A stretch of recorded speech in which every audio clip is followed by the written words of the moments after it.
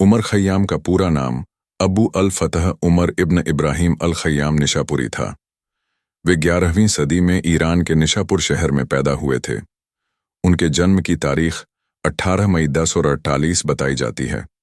खय्याम का अर्थ है तंबू बनाने वाला, और यह उपनाम उन्हें इसलिए मिला क्योंकि उनके पिता का पेशा तंबू बनाना था। लेकिन उमर खय्याम की बुद्धिमत्ता और ज्ञान का दायरा तंबुओं तक सीमित नहीं रहा, बल्कि उन्होंने आकाश के तारों से लेकर धरती के गहरे सवालों तक हर चीज पर चिंतन किया। बचपन से ही उमर बेहद मेधावी थे। उनके पास गणित, ज्योतिष और दर्शन की अद्भुत समझ थी। नन्ही उम्र में ही उन्होंने कुरान, अरबी व्याकरण और तर्कशास्त्र में गहरी पकड़ बना ली थी। उनके गुरुओं ने जल्दी ही पहचान लिया कि यह बच्चा साधारण नहीं है, बल्कि एक दिन पूरी दुनिया उसके ज्ञान की रोशनी से चमकेगी। किशोर अवस्था तक आते आते उमर ने खगोल विज्ञान और गणित में महारत हासिल कर ली थी। उस समय इस्लामी सभ्यता अपने उत्कर्ष पर थी और बौद्धिक केंद्रों में विज्ञान और दर्शन पर गहरी चर्चा होती थी। उमर खय्याम ने न केवल पुस्तकों से ज्ञान पाया, बल्कि वे लगातार प्रयोग और शोध करते रहे। वे सवाल पूछने में कभी संकोच नहीं करते थे। उनके लिए ज्ञान सिर्फ किताबों में लिखी हुई पंक्तियां नहीं था, बल्कि एक जीवित अनुभव था जिसे हर दिन तलाशना पड़ता है। शुरुआती जीवन में ही वे बुखारा और समरकंद जैसे ज्ञान केंद्रों में गए, जहां उन्होंने प्रसिद्ध विद्वानों से शिक्षा पाई। इन यात्राओं ने उनके विचारों को और अधिक गहराई दी। वे इस बात पर विश्वास करते थे कि ब्रह्मांड का हर रहस्य गणित और तर्क के जरिए समझा जा सकता है। उनकी यही सोच बाद में उन्हें बीजगणित, एल्जीब्रा, त्रिकोणमिति, ट्रिगोनोमेट्री और खगोल विज्ञान, एस्ट्रोनॉमी में असाधारण योगदान देने के लिए प्रेरित करती है। लेकिन उमर खय्याम का व्यक्तित्व केवल वैज्ञानिक नहीं था, वे एक सूफी दार्शनिक और कवि भी थे। जीवन के प्रारंभिक दौर से ही वे अस्तित्व, समय और मृत्यु के सवालों पर विचार करते थे। यही कारण है कि उनकी रचनाओं में ज्ञान और दर्शन का अद्भुत संगम दिखाई देता है। वे कहते थे कि इंसान के लिए सबसे बड़ा प्रश्न यह नहीं है कि वह कितने साल जिएगा, बल्कि यह है कि वह अपने जीवन को कितनी गहराई और समझ के साथ जिएगा। उमर का जीवन यह दिखाता है कि किस तरह एक साधारण पृष्ठभूमि से आया हुआ बच्चा ज्ञान और सत्य की खोज में पूरी दुनिया के लिए प्रेरणा बन सकता है। उनका शुरुआती जीवन ही इस बात का प्रमाण है कि अगर इंसान में सीखने की लगन और सवाल पूछने का साहस हो, तो वह किसी भी सीमा को पार कर सकता है। उमर खय्याम का नाम आज भी गणित और खगोल विज्ञान की दुनिया में आदर और गर्व से लिया जाता है, क्योंकि उन्होंने इन दोनों क्षेत्रों में ऐसे काम किए जो अपने समय से कई सदियों आगे थे। गणित में उनका सबसे बड़ा योगदान बीजगणित को नई दिशा देना था। उमर खय्याम ने तीसरे दर्जे के समीकरणों, क्यूबिक इक्वेशंस को हल करने की विधि खोजी। उस समय दुनिया में किसी के पास इन जटिल समीकरणों को हल करने का कोई पक्का तरीका नहीं था, लेकिन खय्याम ने ज्यामिति और बीजगणित को जोड़कर एक ऐसा मार्ग निकाला जिसने गणित के इतिहास में नई क्रांति ला दी। उन्होंने कॉनिक सेक्शंस के जरिए समीकरणों को हल किया और यह बताया कि किस तरह परवलय, दीर्घवृत्त और वृत्त जैसी आकृतियों का प्रयोग करके कठिन गणितीय समस्याओं का समाधान किया जा सकता है। यही वजह है कि कई आधुनिक गणितज्ञ उन्हें बीजगणित का महान सुधारक मानते हैं। त्रिकोणमिति, ट्रिगोनोमेट्री में भी उन्होंने अहम योगदान दिया। उन्होंने त्रिकोणमिति को केवल खगोल विज्ञान तक सीमित नहीं रखा, बल्कि उसे एक स्वतंत्र विषय के रूप में विकसित किया। उनके काम ने बाद के गणितज्ञों को आधार दिया और यूरोप में भी गणित के विकास पर गहरा असर डाला। गणित के साथ साथ उमर खय्याम खगोल विज्ञान में भी अद्वितीय थे। वे खगोल विज्ञान की उस टीम का हिस्सा थे जिसने फारस के शासक मलिक शाह के आदेश पर एक नया कैलेंडर तैयार किया। इस कैलेंडर को जलाली कैलेंडर कहा गया और यह इतना सटीक था कि बाद में ग्रेगोरियन कैलेंडर से भी अधिक सही माना गया। जलाली कैलेंडर में वर्ष की लंबाई को इतनी बारीकी से मापा गया था कि उसमें केवल एक दिन की गलती लगभग 5000 साल में आती थी, जबकि ग्रेगोरियन कैलेंडर में यह गलती लगभग 3300 साल में आती है। इस उपलब्धि से यह स्पष्ट होता है कि उमर खय्याम और उनकी टीम खगोल विज्ञान में कितनी गहरी समझ रखते थे। उन्होंने तारों की गति, ग्रहों की स्थिति और सौर वर्ष की सही गणना पर अद्भुत शोध किया।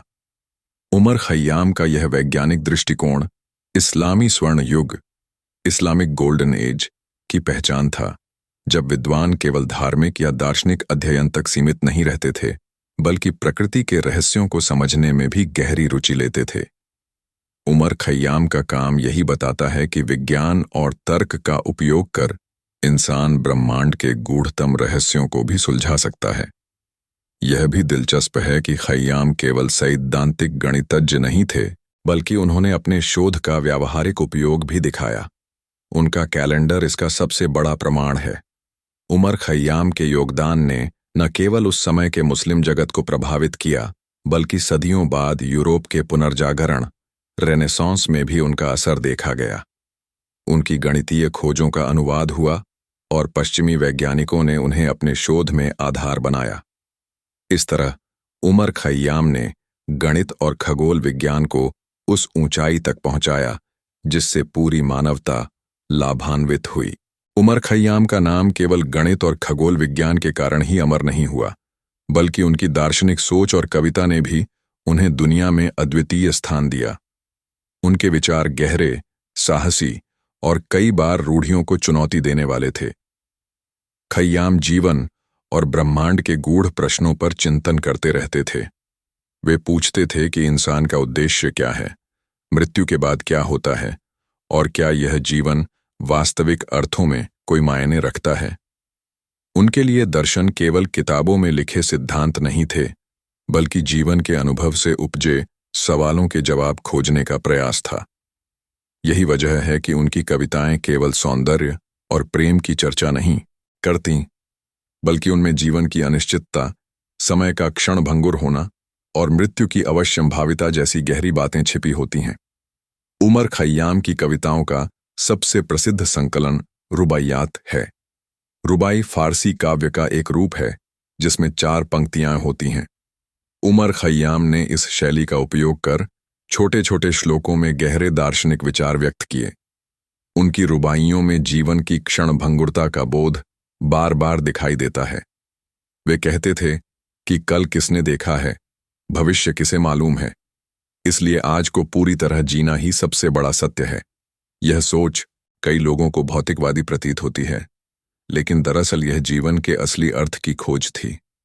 वे यह बताना चाहते थे कि इंसान को हर पल का सम्मान करना चाहिए, क्योंकि समय नदी की तरह बहता जाता है और कोई भी क्षण वापस नहीं आता। उनकी कविताओं में शराब, मैखाना और प्याले का जिक्र भी बहुत मिलता है। कई विद्वान मानते हैं कि यह प्रतीकात्मक भाषा थी, जो आनंद, स्वतंत्रता और जीवन के उत्सव को दर्शाती थी। वहीं कुछ लोग इसे सीधे सीधे सांसारिक सुखों का आनंद लेने की प्रेरणा मानते हैं। लेकिन चाहे इसे किसी भी दृष्टि से देखा जाए, इसमें एक गहरी दार्शनिक सच्चाई छिपी है कि जीवन की सीमाओं को समझो और जब तक सांस है तब तक उसे भरपूर जियो। उमर खय्याम का दर्शन सूफी विचारधारा से भी जुड़ता है, क्योंकि वे आत्मा, अस्तित्व और ईश्वर के प्रश्नों पर गहन चिंतन करते थे। लेकिन वे अंधविश्वास और रूढ़ियों से हमेशा दूर रहे। वे तर्क और अनुभव को महत्व देते थे। उनकी कविताएं कई बार धार्मिक कट्टरता पर अप्रत्यक्ष प्रहार करती हैं और यह बताती हैं कि सत्य की खोज के लिए इंसान को खुले मन और स्वतंत्र सोच की आवश्यकता है। उनकी रुबाइयां बाद में फारसी से अंग्रेजी और अन्य भाषाओं में अनुवादित हुईं। 19वीं सदी में एडवर्ड फिट्जजेराल्ड ने रुबाइयात ऑफ उमर खय्याम का अंग्रेजी अनुवाद किया, जिसने यूरोप और अमेरिका में उन्हें एक महान कवि दार्शनिक के रूप में स्थापित कर दिया। इस अनुवाद ने पश्चिमी साहित्य, कला और दर्शन पर गहरा प्रभाव डाला। इस तरह उमर खय्याम की कविता केवल फारस तक सीमित नहीं रही, बल्कि पूरे विश्व में जीवन दर्शन का प्रतीक बन गई। आज भी उनकी रुबाइयां पढ़ने वाले को यह सोचने पर मजबूर कर देती हैं कि हम क्यों जी रहे हैं, हमारे जीवन का मकसद क्या है और हमें अपने समय का उपयोग कैसे करना चाहिए। उनके दर्शन और कविता ने यह सिखाया कि ज्ञान केवल किताबों में नहीं, बल्कि जीवन के अनुभवों और गहरे प्रश्नों में छिपा होता है। उमर खय्याम का जीवन और कार्य केवल उनके समय तक सीमित नहीं रहे, बल्कि उन्होंने आने वाली सदियों को भी गहराई से प्रभावित किया। उनका प्रभाव विज्ञान, दर्शन, साहित्य और संस्कृति सभी पर पड़ा। गणित और खगोल विज्ञान में उनके योगदान ने इस्लामी दुनिया के विद्वानों को नई दिशा दी और यूरोप के पुनर्जागरण युग पर भी उनका असर पड़ा। जब उनकी रचनाएं लैटिन और अन्य भाषाओं में अनुवादित हुईं, तो यूरोपीय वैज्ञानिकों और दार्शनिकों ने उन्हें पढ़ा और उनसे प्रेरणा ली। उनके द्वारा विकसित बीजगणित की तकनीकें और खगोल संबंधी शोध आधुनिक गणित और खगोल विज्ञान की नींव बने। उनका जलाली कैलेंडर इस बात का उदाहरण है कि उस समय के मुस्लिम विद्वान किस स्तर की सटीकता और वैज्ञानिक सोच रखते थे। साहित्य और दर्शन के क्षेत्र में उमर खय्याम का प्रभाव और भी व्यापक रहा। उनकी रुबाइयों ने लोगों को जीवन और अस्तित्व पर सोचने के लिए प्रेरित किया। उनकी कविताएं केवल भावनात्मक नहीं थीं, बल्कि उनमें गहरी दार्शनिक अंतर्दृष्टि थी। उनके विचारों ने न केवल फारसी साहित्य को नई ऊंचाई दी, बल्कि अंग्रेजी, जर्मन, फ्रेंच और अन्य यूरोपीय भाषाओं पर भी गहरा प्रभाव डाला। एडवर्ड फिट्जजेराल्ड द्वारा किया गया उनका अनुवाद रुबाइयात हाफ उमर खय्याम 19वीं सदी में यूरोप और अमेरिका में इतना लोकप्रिय हुआ कि वह एक सांस्कृतिक घटना बन गया। इस अनुवाद ने उन्हें पश्चिमी दुनिया में स्वतंत्र विचारक, जीवन का रस लेने वाला दार्शनिक और अस्तित्ववादी कवि बना दिया। उनके विचारों ने अनेक पश्चिमी कवियों, लेखकों और चित्रकारों को प्रभावित किया। उमर खय्याम का प्रभाव सूफी दर्शन और इस्लामी विचारधारा पर भी दिखाई देता है। भले ही वे परंपरागत धार्मिक सोच से अलग दिखाई देते थे, लेकिन उनकी कविताओं में आत्मा और ईश्वर की खोज का भाव स्पष्ट मिलता है। उनकी स्वतंत्र सोच ने आने वाली पीढ़ियों को यह संदेश दिया कि सत्य की खोज के लिए तर्क, अनुभव और स्वतंत्रता जरूरी है। वे दिखाते हैं कि धर्म, विज्ञान और दर्शन परस्पर विरोधी नहीं, बल्कि एक दूसरे के पूरक हो सकते हैं। उमर खय्याम का प्रभाव केवल विद्वानों तक सीमित नहीं रहा, बल्कि आम जनता के दिलों तक पहुंचा। उनकी कविताएं हर वर्ग के लोगों को छू गईं, क्योंकि उनमें जीवन की सामान्य चिंताओं, खुशियों और दुखों का चित्रण था। यही वजह है कि आज भी उनकी रुबाइयां दुनिया के कोने कोने में पढ़ी और गाई जाती हैं। उनकी विरासत केवल पुस्तकों में नहीं, बल्कि मानवता की सामूहिक चेतना में बसी हुई है। वे यह याद दिलाते हैं कि जीवन क्षणभंगुर है, समय मूल्यवान है और सत्य की खोज निरंतर चलती रहनी चाहिए। उमर खय्याम का नाम आज भी ज्ञान, दर्शन और कविता का प्रतीक है, और उनकी विरासत आने वाली पीढ़ियों को प्रेरित करती रहेगी। उमर खय्याम का जीवन केवल एक वैज्ञानिक, दार्शनिक और कवि की कहानी नहीं है, बल्कि यह जीवन के गहरे सबक और अनुभवों का खजाना है। उनके व्यक्तित्व से हमें यह समझ आता है कि ज्ञान की कोई सीमा नहीं होती, और इंसान अगर अपने मन को स्वतंत्र रखे तो वह हर क्षेत्र में आगे बढ़ सकता है। सबसे पहला सबक हमें उनसे यह मिलता है कि सवाल पूछना कभी बंद नहीं करना चाहिए। खय्याम ने बचपन से ही हर विषय पर प्रश्न उठाए और उनके उत्तर खोजने के लिए प्रयासरत रहे। यही आदत उन्हें महान विद्वान और चिंतक बनाती है।